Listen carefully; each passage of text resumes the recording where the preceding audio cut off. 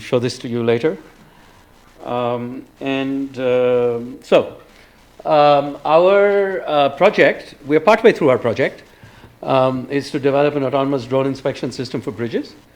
And, oh yeah, put it in slideshow mode, I guess. Great. Wonderful. Thank you, Mark. And these are our tasks. And we are right now here, right? And then we have to do these two things. So I'll show you a video of the flight here on the Berkeley facilities. And so the idea is to, there's a lot of work in robotics on autonomous drone control, and we are trying to bring inspection intelligence into it. And so this is basically the control architecture that we are using.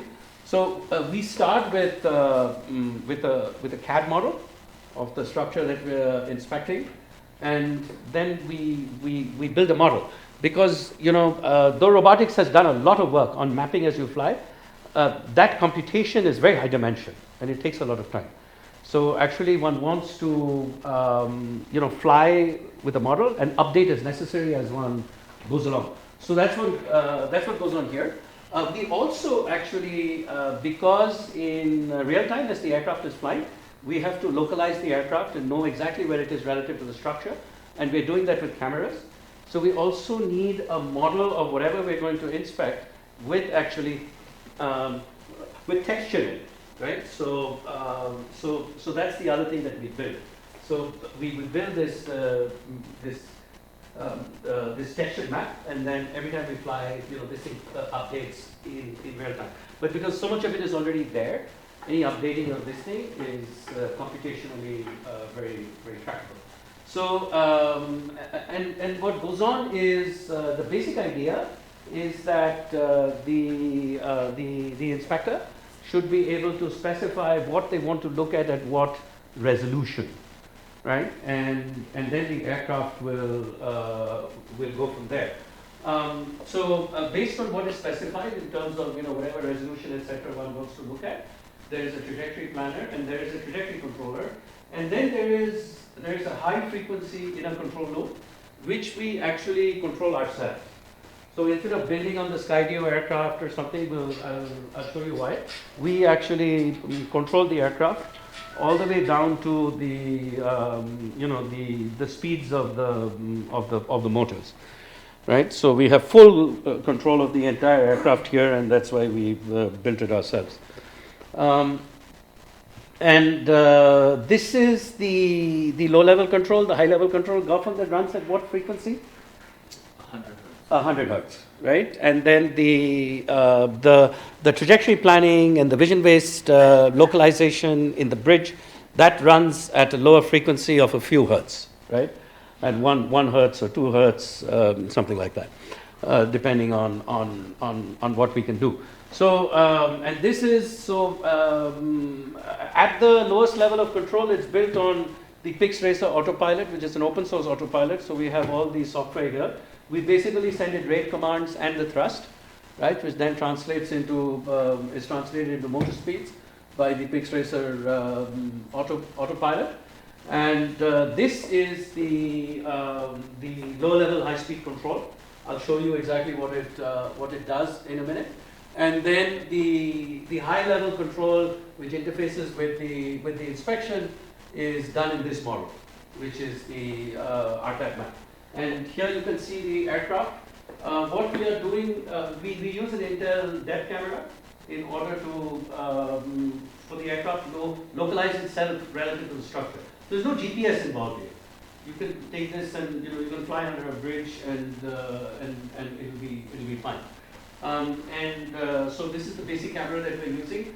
In practice, I think if one wanted to transform this into a commercial product, it would probably be a second higher resolution camera that gets added on here, right? So, but it's very much a research platform, which, as you can see, it's exposed to the weather and all that. That would have to be ruggedized for field use. So this is basically what the engineer would interface with. I'm trying to figure out exactly how to play this thing. I think if I just click, it'll play. Um, yeah, it is playing. Um, so let me see if I can advance this thing. That's okay. I don't particularly need the audio. Okay. So here is basically what one does, right? So this is where we are currently testing. This is the big press out at Pier, and this is Blender, right? So the interface to the whole system for the inspection engineer is built in Blender, and what you do is you essentially specify using Blender the points from which you want to image the structure, right? Specific things that you're particularly interested in. And the interface helps you, pick distances. You can say, I want to do this from a meter away, or you can specify a resolution. We know our camera, and we can automatically transform that into the right distances. And then it also allows you to set your view, right? So this thing, as we can see, is now looking in the wrong direction, right? And now it's been turned around. And there is also some feedback that allows you to take a look at, once you set it, at exactly what you're going to see, right? And I think Gaofeng, that shows up in a bit, right? There you go, right? And after this, we will basically place in this demo, and we'll fly this afterwards, actually, multiple points from which we want things imaged. Did I just run through the whole video?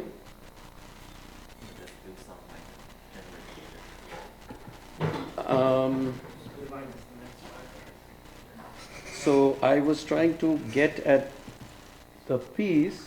Is this the last bit, Gaofeng? Skip to the next slide. Yeah, I'm trying to get the piece where it actually shows the trajectory.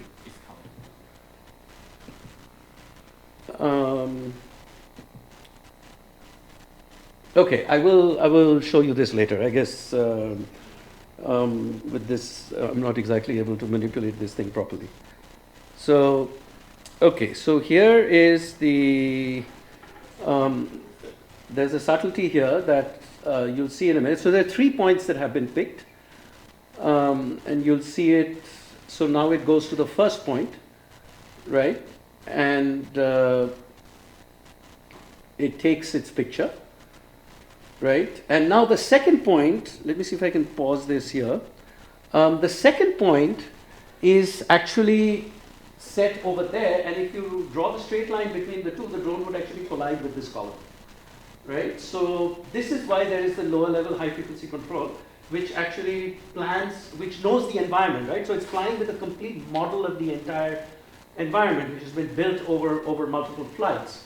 So using that model, it actually plans the trajectory, and then there is a high frequency, low level control that looks at the depth camera, segments it very, very rapidly, doesn't do any of this complicated mapping stuff, which cannot be done very quickly, and actually flies the aircraft along a safe trajectory and ensures that it tracks properly.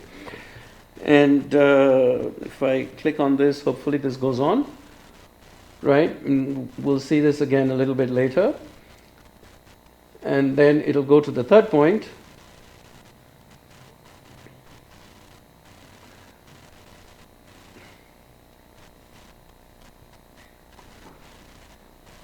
Right, which is very close to the second point, right? And once it arrives at that place, it actually makes sure that it positions the camera correctly, right? And then takes its picture, and now it lands and returns. And so here you can see is the trajectory, right? There are 2 views of the trajectory. It takes off from there. It goes to point 1. It goes to point 2. Comes to point 3. And here you can see in this view, you can see as it goes from point 1 to how it plans a path that's actually around the structure and then executes that successfully, even though the second waypoint is actually blind from the first waypoint, right? It doesn't actually see that. And then, in order to sort of illustrate the whole process, we've actually created, like this sort of one-click inspection report. You see exactly the points that you've used, and then it also delivers to you exactly the pictures, right? And the quality of these pictures, of course, is not intended to compete with Skydio, but rather what it's expected to compete with is the adherence to the specification that was put in by the inspection engineer. So going forward, the next stages are to work on these two bridges, right? This is a C-span concrete beam bridge, and we'll be doing a lot of our flying there. That's us collecting data there. And then there's a steel truss bridge, right, which we're also going to do, and there we're going to do the superstructure and all of that. Here are some of the things that, when we went out with Coleman and Sharon, right, that they pointed out that we should be looking for, right? So these are the things that will become inspection specifications, and based on the manual, we come up with the image resolutions that are needed for this, and then control the aircraft to do all this. The next step after this is, we think that, one can take these inspection manuals and, aid the engineer, the inspection engineer, in setting up the resolutions and trajectories and viewpoints, right? Use the LLM technology, which will also learn something about the drone control, to then give the engineer a recommendation.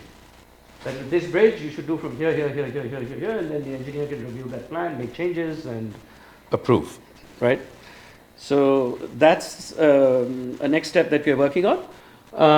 So in summary, we're sort of working on how to integrate inspection processes into autonomous drone control systems and convert them into drone control specifications. We've developed an interface, right, to interface with the system, and we verified this workflow currently at the Big Press, right?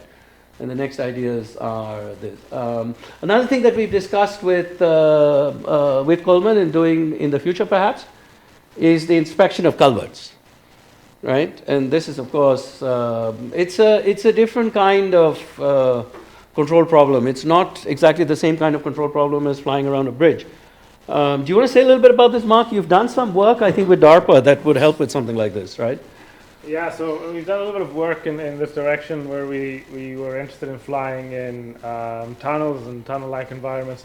This is especially challenging because it's obviously kind of narrow, and what you can sort of see on the right-hand side is often there will be plant matter and things blocking the path. So you maybe if you're looking at a steel structure bridge, it's pretty likely that most of the steel structure is the same as last time you were there. But in these culverts, you have to be more responsive to potentially changes in what's in the culvert, if there's a tree branch or something like that.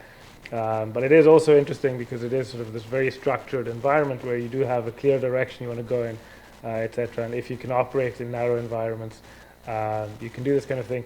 What is also interesting and challenging about it is the surface can be very varied, ranging from these water-filled culverts to dry culverts, dusty sand, etc., making sort of a fun space, I think, to try and operate in.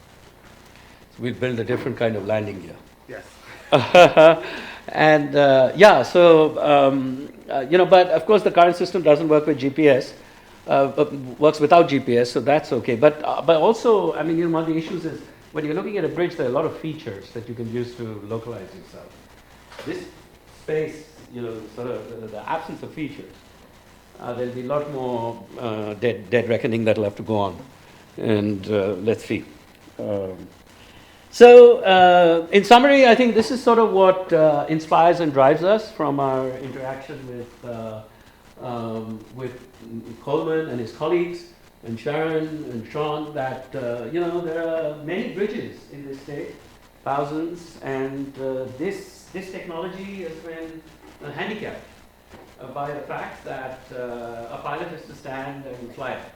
So it doesn't really generate the efficiencies that people have dreamt about.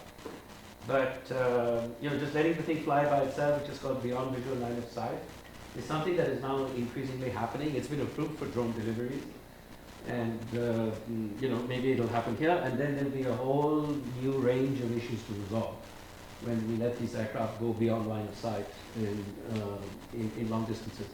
The other part that inspires us in working with them, we learned that the structure is often demolished. It's after an earthquake or major changes are made to it, and there is a need to very rapidly assess it before realities change on the ground. And this is apparently a pretty time-constrained affair. And number of structures are always more than number of inspectors. The number of structures is with the scale of the fifth largest economy in the world. So thank you very much, and thank you to Pierre. It's been really exciting to work with real people who do real things.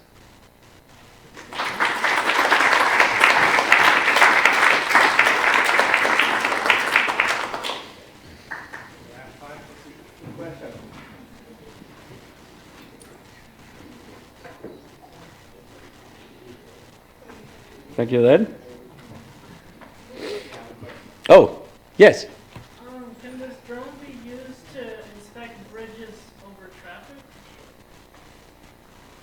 You know, that's so as a professor, I'll say no, because the university does not build reliable products.